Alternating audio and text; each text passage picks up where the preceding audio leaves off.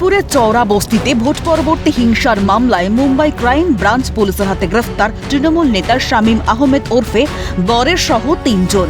বরের স্ত্রী শামীমা বানু তৃণমূলের প্রাক্তন কাউন্সিলর, সে নিজেও শিবপুরের প্রভাবশালী তৃণমূল নেতা। রাজ্যে পালাবদলের পর 7ই মে শিবপুরের চওড়া বস্তিতে বিজেপি এবং তৃণমূল কর্মীদের মধ্যে এলাকা দখল নিয়ে সংঘর্ষ হয়। এই ঘটনায় শামীম আহমেদ ও তাঁর দলবলের বিরুদ্ধে ব্যাপক বোমাবাজি ও গুলি চালানোর অভিযোগ ওঠে। এরপর থেকে পলাতক ছিল মূল অভিযুক্ত। ঘটনা তদন্তে নামে শিবপুর থানার পুলিশ। অবশেষে মুম্বাই ক্রাইম ব্রাঞ্চ পুলিশের হাতে মুম্বাই থেকে গ্রেফতার হয় মূল অভিযুক্ত। শনিবার রাতে শামীম সহ তার সঙ্গীদের ট্রানজিট রিমান্ডে হাওড়ায় নিয়ে যাওয়া হয়।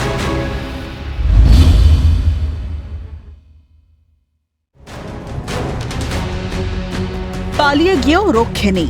12 দিনের মাথায় পুলিশের জালে তৃণমূলের যুব নেতা শেখ রাকেশ আলী।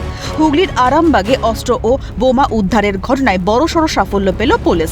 11ই মে আরামবাগ বাসস্ট্যান্ড সংলগ্ন হকার্স মার্কেটের ছাদ থেকে বিপুল পরিমাণ ধারালো অস্ত্র ও একাধিক তাজা বোমা উদ্ধারের ঘটনায় গ্রেফতার শেখ রাকেশ আলী। এলাকায় দাপুটে নেতা হিসেবেই কুখ্যাত রাকেশ আলীকে সাংবাদিকরা একের পর এক প্রশ্ন ছুঁড়ে দিলেও কার্যত কোনো স্পষ্ট উত্তর দিতে দেখা যায়নি তাকে।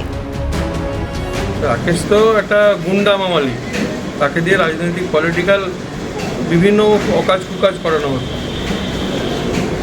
এরপরে দেখুন কাটা আমার অলরেডি তো বাড়ি ছেড়ে পালিয়ে গেছে। তিনি বলছেন যে আমাকে ফাঁসানো হয়েছে। তদন্ত হোক না, পার্টি অফিসে বোম বন্দুক আছে, ফাঁসানো হয়েছে, দেখা যাবে।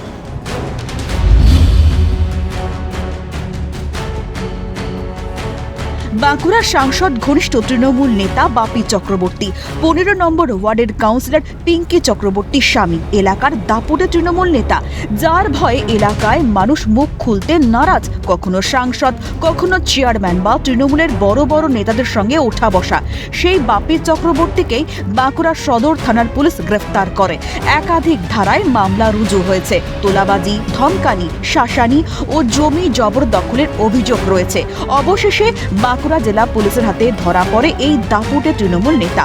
অন্যদিকে বাঁকুড়া গঙ্গাজল ঘাটির পঞ্চায়েত সমিতির কৃষি কর্মাধ্যক্ষ পল্লব পাঞ্জে এলাকায় দাপুটে তৃণমূলের নেতা বলেই পরিচিত।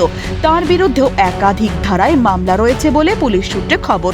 অবশেষে বেলিয়াতোর পুলিশের জালে পল্লব পাঞ্জে।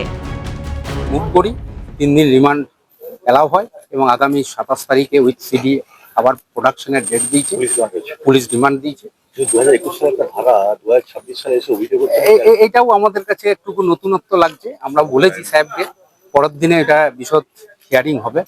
আমাদের এটার থেকে বোঝা যাচ্ছে যে কেসটা পুরোটাই হচ্ছে একবারে ফলস এন্ড ফেব্রিকেটেড।